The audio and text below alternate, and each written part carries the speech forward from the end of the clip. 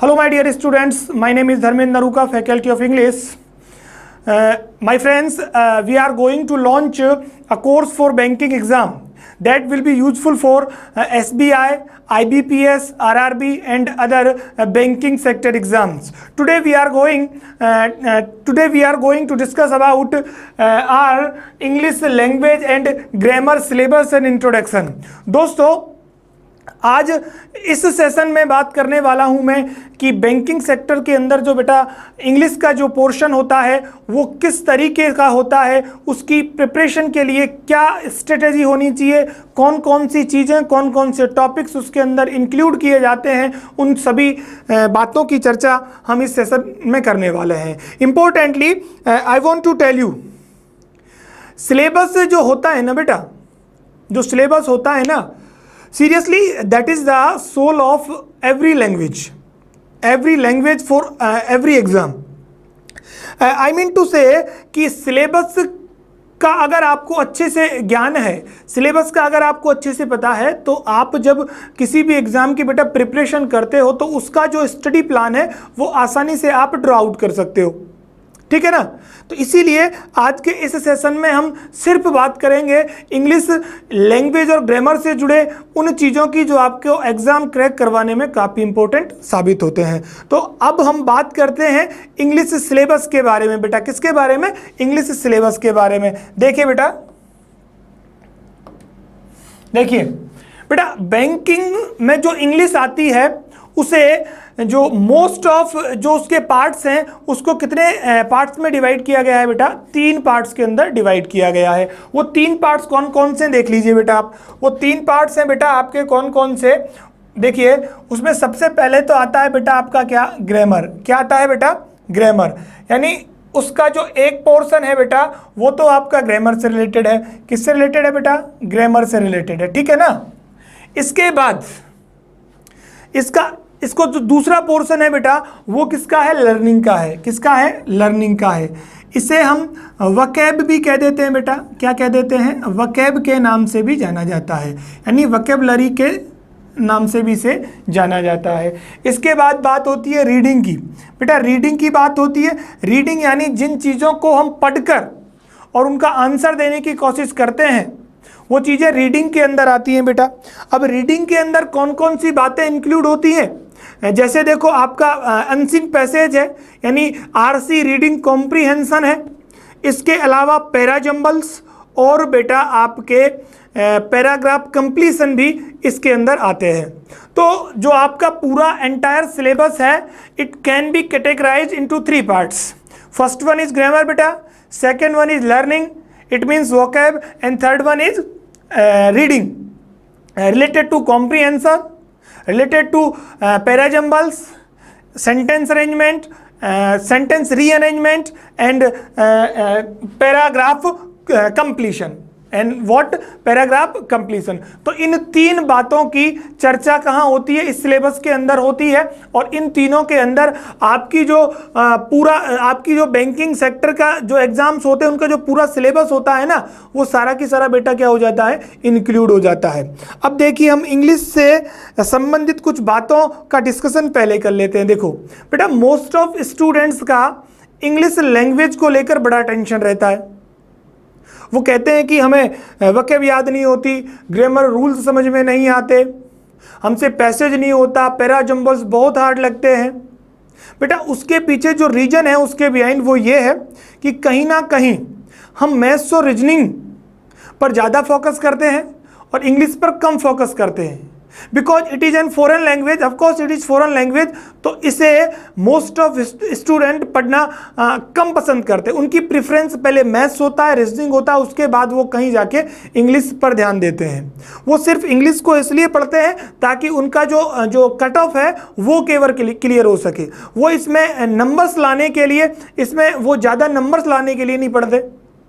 तो आपकी जो बेटा स्ट्रेटेजी होनी चाहिए ना बैंकिंग एग्जाम्स में, इंग्लिश अच्छा रोल प्ले करती है ना, तो अगर आपको अपने कट ऑफ मार्क्स बढ़ाने हैं तो इंग्लिश को बेटा आपको पढ़ना पड़ेगा. इंग्लिश से डरने की ज़रूरत नहीं है बेटा. आप don't worry about that, I am here. मैं आपको इंग्लिश के हर एक पार्ट को बहुत अच्छे से पूरा करवाऊंगा. इस तरीके से हम इसका प्लानिंग करेंगे, स्ट्रेटेजी तैयार करेंगे कि एग्जाम में आपको किसी भी तरह की कोई प्रॉब्लम नहीं आएगी। ग्रामर के सभी रूल्स की चर्चा करेंगे, काफ़ी सारा पार्ट वोकैब का हम देखेंगे, उसके बाद रीडिंग वाले पोर्शन को किस तरीके से एग्जाम में सॉल्व किया जाता है, इस बात के बारे में भी हम कुछ क्लासेज आपके लिए रखेंगे। चलिए अब हम बात करते हैं सिलेबस में जो ग्रामर पोर्शन है उसमें बेटा क्या क्या आता है, उसके अंदर क्या क्या आता है उसकी बात करते हैं। देखो ग्रामर से रिलेटेड बेटा जो सबसे इंपॉर्टेंट बात है वो ये है कि ग्रामर का सबसे ज्यादा use, grammar is mostly used in the form of spotting error. किस रूप में यूज होती है बेटा, स्पॉटिंग एरर के रूप में यूज होती है। अब बेटा स्पॉटिंग एरर में जो स्पॉट है ना, स्पॉट का मतलब होता है बेटा किसी भी चीज को क्या करना, फाइंड करना। क्या करना होता है बेटा, किसी भी चीज को फाइंड करना होता है ना। और एरर का मतलब क्या होता है, मिस्टेक होता है, यानी सेंटेंस में जहां गलती है उस चीज को आप वहां ढूंढते हो, उसी चीज को वो किसके नाम से पूछता है बेटा, स्पॉटिंग एरर के नाम से पूछता है। किसके नाम से पूछता है, स्पॉटिंग एरर के। अब देखो स्पॉटिंग एरर भी बेटा दो तरीके की होती है। कितने तरीके की होती है, दो तरीके की। चीजों को बेटा आप अच्छे से समझ लीजिए, आप उस तरीके से इसकी स्ट्रेटजी तैयार करिएगा फिर कि आपको स्पॉटिंग एरर्स में कोई प्रॉब्लम नहीं आए। देखो स्पॉटिंग एरर्स को बेटा हमने दो जो इसके मेन पार्ट है उसमें बांटा। एक तो बेटा होती है सेंटेंस एरर। क्या होती है बेटा, सेंटेंस एरर। क्या किस नाम से जानते हो उसे, सेंटेंस एरर। एक तो बेटा आपकी क्या हो गई, सेंटेंस एरर हो गई। क्या हो गई, सेंटेंस एरर, यानी पूरे की पूरे सेंटेंस में आपको क्या दे दी जाती है, एरर देती जाती है। और एक होती है बेटा स्पेलिंग एरर। क्या होती है, स्पेलिंग एरर। स्पेलिंग एरर है ना। एक तो आपकी हो जाती है एरर, स्पॉटिंग एरर को अगर हम कैटेगराइज करें, डिवाइड करें, इनका डिवीजन करें तो बेटा हमारे सामने दो तरीके की एरर्स निकल के आती हैं। एक तो स्पॉटिंग एरर हो जाती है और दूसरी क्या हो जाती है, आपकी स्पेलिंग एरर हो जाती है। तो बेटा जो स्पेलिंग एरर होती है इसे वो मिस स्पेल्ड करके पूछ लेता है। क्या पूछता है, मिस स्पेल्ड करके पूछता है, यानी वो कहीं ना कहीं उस स्पेलिंग में कोई क्या दे देता है, रॉन्ग लेटर दे देता है, जिससे क्या होता है वहां पर एरर क्रिएट हो जाती है और उसे मिसस्पेल्ड के नाम से भी पूछा जाता है। बेटा ये है ना, ये बेसिकली किस पे डिपेंड होती है, वोकैबुलरी पे डिपेंड होती है। किस पे डिपेंड होती है बेटा, वोकैबुलरी पे डिपेंड होती है। किस पे डिपेंड होती है बेटा, वोकैबुलरी के ऊपर ये डिपेंड होती है। वोकैब को आपको अच्छा करना होगा तभी आपकी स्पेलिंग्स एरर हैं वो ठीक हो पाएंगी। लेकिन मैं बात करूं बेटा अगर सेंटेंस एरर की, किसकी बात करें, सेंटेंस एरर की बात करें तो बेटा सेंटेंस एरर को, क्या बेटा, सेंटेंस एरर को सॉल्व करने के लिए आपको पढ़ना पड़ता है बेटा, वर्ड को पढ़ना पड़ता है। किसको पढ़ना पड़ता है बेटा, वर्ड को पढ़ना पड़ता है, क्योंकि वर्ड के ग्रुप्स को ही क्या बोलते हैं बेटा, सेंटेंस बोलते हैं ना। A group of words that make a sense is called sentence, यानी शब्दों का वह समूह जो एक पूरा सेंस पूरा करता है वो क्या कहलाता है, आपका सेंटेंस कहलाता है, सेंटेंस कहलाता है। और बेटा इन वर्ड्स को इंग्लिश में किसके नाम से जाना जाता है, पार्ट ऑफ स्पीच के नेम से जाना जाता है। किसके नेम से, पार्ट ऑफ स्पीच के नेम से जाना जाता है। अब आप देखना इंग्लिश की जो ग्रामर है उसका एरिया किस तरीके से डिवाइड है, उसे क्या कहेंगे हम बेटा, पार्ट ऑफ स्पीच कहते हैं। और ये पार्ट ऑफ स्पीच की जो बेटा नंबर ऑफ, जो इनकी जो नंबर ऑफ हैं, ये इनकी जितनी संख्या है वो बेटा कितनी है, ये नंबर ऑफ 8 हैं। कितने, नंबर ऑफ कितने हैं बेटा, 8 हैं। अब वो 8 कौन कौन से हैं, देखो 8 बेटा कौन कौन से हैं, देखो इसमें सबसे पहले वर्ड की कैटेगरी में आता है बेटा नाउन। क्या आता है, नाउन। इसके बाद नंबर 2 पे बेटा आता है प्रोनाउन। कौन सा आता है बेटा, प्रोनाउन। नंबर 3 पे आता है बेटा आपका एडजेक्टिव, एडजेक्टिव। एंड नंबर 4 पे आता है बेटा एडवर्ब, एडवर्ब। नंबर जो बेटा 5th है ना आपका, वो किसका है बेटा? वर्ब का है। किसका है? वर्ब का है। नंबर 6 पे बेटा प्रपोजिशन आता है। क्या आता है? प्रपोजिशन। प्रपोजिशन। और नंबर 7 पे आता है बेटा कंजंक्शन। क्या आता है? कंजंक्शन। और बेटा जो आपका नंबर 8 है ना, उस पर आता है इंटरजेक्शन। क्या आता है? इंटरजेक्शन। तो इस तरीके से आपके जो पार्ट ऑफ स्पीच के 8 टाइप्स हैं बेटा, जो बेटा ये है आपके सामने। कौन कौन से? नाउन है, प्रोनाउन है, एडजेक्टिव है, एडवर्ब है, वर्ब है, प्रपोजिशन है, कंजंक्शन है और इंटरजेक्शन है। अब आप कहोगे कि सर हम तो और भी सारी चीज़ें पढ़ते हैं, इसके अलावा भी तो सर हम बहुत सारी चीज़ें पढ़ते हैं, जैसे टेंस है, मॉडल्स है, नरेशन है, पैसिव है, डिटर्मिनर्स है, एडजेक्टिव है, डिग्री कंपैरिजन है, सब्जेक्ट वर्ब एग्रीमेंट है। वो तो कहाँ है बेटा? वो इस पार्ट ऑफ स्पीच का ही पार्ट है। देखिए जो बेटा आपका जो एडजेक्टिव है ना, जो क्या है आपका एडजेक्टिव है, इसके अंदर बेटा 3 टॉपिक आते हैं। कौन कौन से? एक तो आपका हो जाता है बेटा डिग्री। कौन सा? डिग्री। एक हो जाता है बेटा आपका आर्टिकल्स। क्या हो जाता है? आर्टिकल्स। और एक बेटा हो जाता है आपका डिटर्मिनर। कौन सा हो जाता है? डिटर्मिनर। और अगर मैं बात करूं वर्ब की बेटा, किसकी बात करूं? वर्ब की। तो वर्ब के अंदर कौन कौन से टॉपिक आते हैं देख लीजिए। एक तो बेटा आपका सबसे इंपॉर्टेंट टॉपिक कौन सा आता है? टेंस आता है। एक बेटा आता है इसके अंदर मॉडल्स। क्या आते हैं बेटा?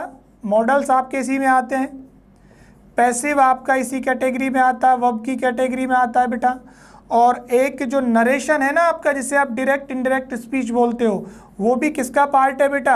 वर्ब का ही तो पार्ट है, क्योंकि ये चारों जो हैं वो सारे की सारे वर्ब के ऊपर ही निर्भर करते हैं, डिपेंड करते हैं। ये उसी के क्या कहलाते हैं बेटा? पार्ट कहलाते हैं। अब बेटा आप कहोगे कि सर पार्ट ऑफ स्पीच कहाँ है, सॉरी सब्जेक्ट वर्ब एग्रीमेंट कहाँ है? तो बेटा इन सभी जो टॉपिक्स है ना पार्ट ऑफ स्पीच, इन सभी से संबंधित जो एरर पूछी जाती है ना, वो आपसे कहाँ पूछ ली जाती है बेटा? वो आपसे पूछ ली जाती है सब्जेक्ट वर्ब एग्रीमेंट में। कहाँ पूछ ली जाती है? Subject verb agreement. ठीक है, सब्जेक्ट वर्ब एग्रीमेंट। इसे कई बार एग्जामिनर कॉन्कॉर्ड के नाम से भी पूछ लेता है, या बुक्स के अंदर इसे बेटा क्या बोल के दिया जाता है? कॉन्कॉर्ड के नाम से भी दिया जाता है। तो बेटा जो आपकी ग्रामर है वो सारी की सारी इस वाले पोर्शन के अंदर कंप्लीट हो जाती है। जो आपकी जो एंटायर होल ग्रामर है वो पार्ट ऑफ स्पीच का ही हिस्सा है। अब उसमें जितने टॉपिक आपके सामने हैं, इन सभी टॉपिक्स की एक एक करके हम आने वाली जो अपकमिंग क्लासेज हैं उनमें हम इसको बड़े ही डिटेल्ड डिस्क्रिप्शन के साथ वहां पर इसकी स्टडी करेंगे। तो ये तो रही बेटा आपके ग्रामर वाले पोर्शन की बात। अब हम बात करते हैं बेटा वोकैब वाले पोर्शन की बात, है ना, यानी कि लर्निंग वाले पोर्शन की बात। अब आपके वोकैबुलरी में क्या क्या आता है सुन लीजिए, आप अच्छे से समझ लीजिए।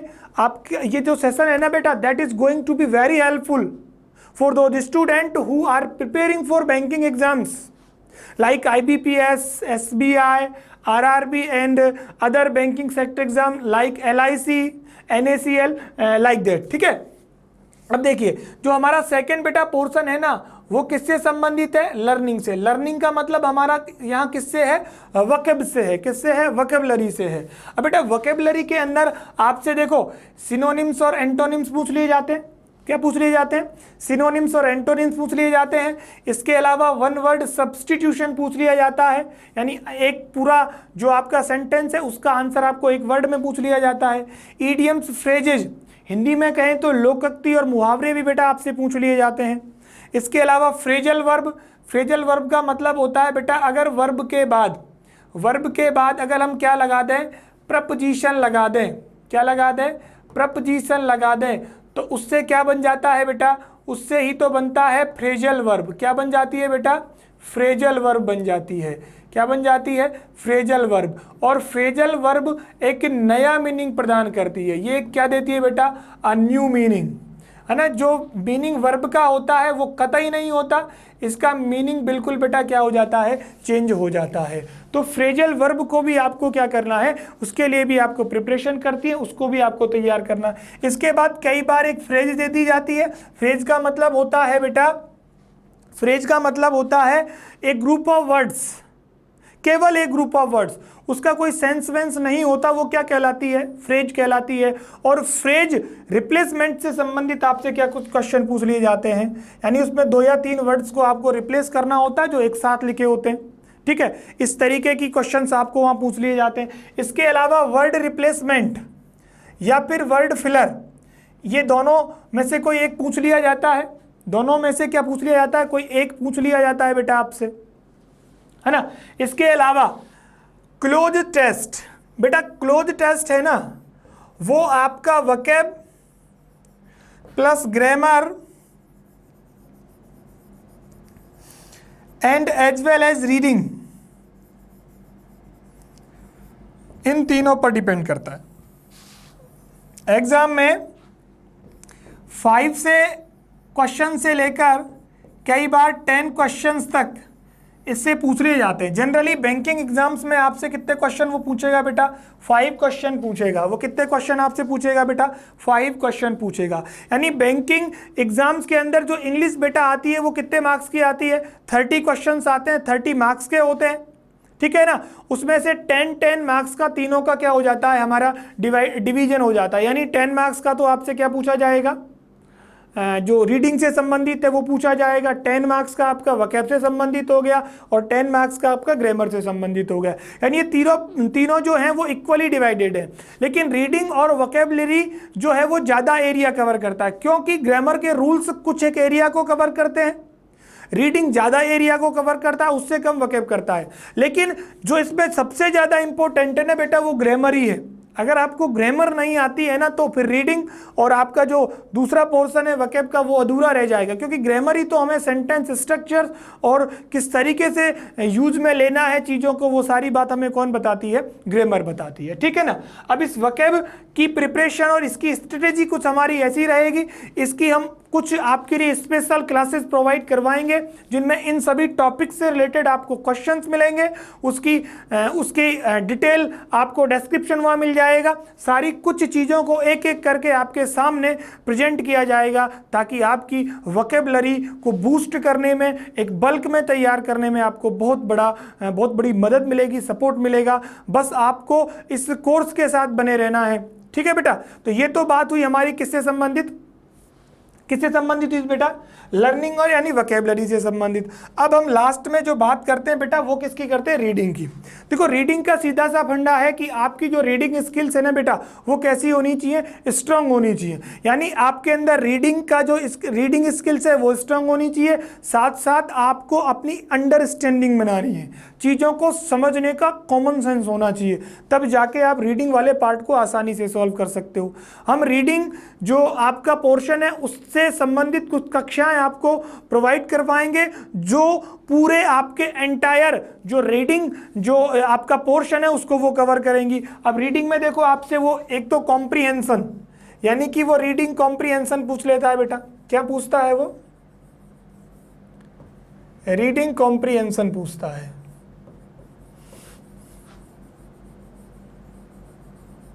ठीक है, एक तो आपका रीडिंग कॉम्प्रिहेंशन हो गया, है ना। इसे अनसीन पैसेज भी कह देते हैं। क्या कह देते हैं बेटा? Unseen passage. क्या कह देते हैं? अनसीन पैसेज कह देते हैं। देखो ये कई बार 7 क्वेश्चन इसके अंदर पूछ लिए जाते हैं, कई बार 5 क्वेश्चन पे पूछ लिए जाते हैं, है ना। वो अलग अलग एरिया है। अब इस 5 क्वेश्चन में से तो करीब वो आपसे 2 तो आपसे या तो सिनोनिम्स पूछ लेता है, या पैसेज के अंदर से बेटा क्या पूछ लेता है? एंटोनिम्स पूछ लेता है ना। एक क्वेश्चन आपसे किसका पूछ लेता है? वो टाइटल का पूछ लेता है। किसका? टाइटल का पूछ लेता है, पैसेज टाइटल का पूछ लेता है। और बाकी के बचे 4 क्वेश्चंस आपके किसके होते हैं, क्वेश्चंस होते हैं जिनके बारे में आपसे पूछा जाता है ना। तो इस तरीके से करीब 7 क्वेश्चंस वो आपसे यहाँ से पूछ सकता है, या 5 भी कई बार पूछ सकता है वो। तो 5 और 7 मार्क्स का तो आपका पैसेज हो जाता है। क्लोज टेस्ट भी काफ़ी ज़्यादा रीडिंग पर डिपेंड होता है। इसके अलावा पैरा जंबल भी उससे पूछे जाते हैं। आपको वो कुछ एक सेंटेंस जो अरेंज नहीं होंगे, वो सेंटेंस अपने क्रम में नहीं होते, उन सेंटेंस के बारे में पूछता है। तो पैरा जंबल के अंदर आपको क्या करना होता है, चीज़ों को शुरुआत से और एंड तक जमाना होता है। कहने का मतलब जो चीज़ें पहले घटित हुई है उसको पहले इंट्रोडक्शन, उसके बाद उससे जुड़ी बातें, फिर उससे जुड़ी बातें, यानी इंटरलिंक्ड स्टोरी की तरह हमको क्या करना पड़ता है, पैरा जंबल को जमाना होता है। अब जो मिडिल पार्ट है वो कहाँ आएगा, उसके बाद कंक्लूड करोगे, कंक्लूजन वाला पार्ट है वो नीचे नीचे आएगा। इस तरीके से आप क्या करोगे, पैरा जंबल्स को आप सॉल्व कर सकते हो। मोस्ट ऑफ स्टूडेंट्स के लिए पैरा जंबल सॉल्व करना उनको बड़ा मुश्किल लगता है, लेकिन हम इस चीज़ को, यानी आप मेरे साथ, आप और मैं दोनों मिलकर इस रीडिंग वाले पोर्शन को बेटा बहुत अच्छे से कवर करेंगे, बहुत अच्छे से कवर करेंगे। बिलीव मी, हम इस तरीके से उसकी स्ट्रेटजी तैयार करेंगे कि आपको जब भी एग्जाम हो आपको वहाँ पर किसी भी तरह की प्रॉब्लम नहीं आएगी। ठीक है ना बेटा। इसके अलावा जो आपका पैराग्राफ कंप्लीशन है ना बेटा, ये वर्ड जो फिलर्स है ना उसका बड़ा पार्ट है। किसका पार्ट है, वर्ड फिलर्स का। यानी एक वर्ड में तो क्या दे दिया जाता है, वर्ड दे दिया जाता है वर्ड फिलर्स के अंदर, और पैराग्राफ कंप्लीशन या पैराग्राफ फिलर में ये बेटा वर्ड की जगह पे क्या दे दिया जाता है, पैराग्राफ दे दिया जाता है ना। तो इसमें कोई ज़्यादा मुश्किल नहीं है, बस इसमें आपकी जो रीडिंग स्किल्स है ना वो अच्छे से होनी चाहिए। अब देखो, अब हम रीडिंग के लिए क्या करेंगे बेटा। रीडिंग के लिए आपको एक तो फिक्स एडिटोरियल जो किसी भी न्यूज़पेपर का हो सकता है, जैसे द हिंदू का है, या टाइम्स ऑफ इंडिया का हो सकता है, इंडिया टाइम्स का हो सकता है, या कोई भी आर्टिकल हो सकता है जो कहीं भी पब्लिश हुआ हो, उससे आपकी रीडिंग स्किल्स मजबूत होंगी। साथ साथ हम उसमें इंपॉर्टेंट वोकैबुलरी की भी चर्चा करेंगे, फ्रेजल वर्ब की भी चर्चा करेंगे, और भी हम ग्रामर से संबंधित भी डिस्कशन उसके अंदर करेंगे। तो एक तो आपको इसमें आपको क्या मिलेगा, एक तो आपको इसके अंदर क्या मिल जाएगा बेटा, एडिटोरियल सेक्शन मिल जाएगा। क्या मिल जाएगा, एडिटोरियल, ठीक है, या आर्टिकल। ठीक है, इसकी कुछ क्लासेज आपको प्रोवाइड करवा दी जाएंगी, है ना, और इतनी क्लासेस करवाई जाएंगी ताकि वो आपके लिए इनफ है बेटा, इनफ है, वो सफिशियंट है अगर आप उनको ढंग से पढ़ लो तो। ठीक है ना। इसके अलावा आपको न्यूज़पेपर को पढ़ते रहना है ना। न्यूज़पेपर, आप एक इंग्लिश का न्यूज़पेपर लगवाइए घर पे, और उसको रोज जितना आपसे हो सके 1 आवर 2 आवर 3 आवर साइड में जो भी आप डिक्शनरी रखिए उस पर कंसल्ट कीजिए, और हमारा एडिटोरियल सेक्शन भी देखिए, ताकि आपको उन दोनों से बहुत कुछ मदद मिलने वाली है। ठीक है बेटा। इसके अलावा हम कोई आर्टिकल भी ले सकते हैं बेटा। क्या ले सकते हैं, आर्टिकल्स भी ले सकते हैं। और बेटा आपकी रीडिंग स्किल्स और इसकी प्रैक्टिस के लिए आपको सभी के इनके करीब 10 से लेकर 15 या इससे 15 प्लस आपको बेटा क्या मिल जाएंगे, पैसेज मिल जाएंगे जो प्रीवियस एग्जाम्स के अंदर आए हुए हैं। इन सभी की भी 15 प्लस क्लासेज आपको मिल जाएंगी, इन सभी की 15 क्लासेज प्लस आपको क्लासेज मिल जाएंगी, जिससे आपका जो पूरा कोर्स है ना रीडिंग से संबंधित, वो आपका क्या हो जाएगा बेटा, कंप्लीट हो जाएगा। मैं बार बार रिपीट कर रहा हूँ, इंग्लिश 30 मार्क्स की आती है, चाहे मैं प्री में बात करूँ या मेंस में बात करूँ। ठीक है, प्री में बात करूं या मेंस में बात करूं, तो सबसे पहले तो मैं प्री पर फोकस करना है ना। पहले तो प्री करोगे तभी तो मेंस की ओर बढ़ेंगे। तो आपको सबसे पहले प्री पे फोकस करना है, चीज़ों को डिटेल में पढ़ते चलना है, ताकि जब मेंस आए तो उसकी तैयारी भी हो जाए। क्योंकि बेटा हम जो ये कोर्स डिजाइन कर रहे हैं ना, ये स्पेशल किसके लिए है बेटा, ये बैंकिंग एग्जाम्स के लिए है। हमारा सारा की सारा फोकस और कंसंट्रेशन किस एग्जाम पर रहेगा, बैंकिंग एग्जाम्स पर रहेगा। और हम टाइम टू टाइम आपको अच्छी क्लासेज हम प्रोवाइड करवाते रहेंगे, ताकि आपका जो इनकरेज है, आपका जो मोराल है ना बेटा, वो बूस्ट रहे। आप डिमोटिवेट नहीं हो, आप डिमोरलाइज नहीं हो, आपको अपने आप को बूस्ट करते रहना है। टाइम पर आपको मोटिवेशनल कक्षाएं भी हम प्रोवाइड करवा देंगे, तो उससे आपको काफ़ी ज़्यादा मदद मिलेगी। ठीक है बेटा। आज के इस सेशन में हम केवल सिलेबस की चर्चा कर रहे थे। अब बेटा इस जो सेशन है इसको मैं यहीं समाप्ति की ओर ले जाता हूँ। जितनी भी बातें हमने पढ़ी उन सभी बातों पर आपको फोकस करना है और फिर हमारे साथ आप नई नई कक्षाओं के साथ जुड़े रहना है, ताकि आप जब एग्ज़ाम दो तो आपको अच्छा एक्सपीरियंस हो और फॉर्चुनेटली आपकी जॉब भी लग जाए। दोस्तों, आज के सेशन में इतना ही। मैं अब Dharmendra Naruka, faculty of English, आप सभी से विदा लेता हूं। Thank you so much.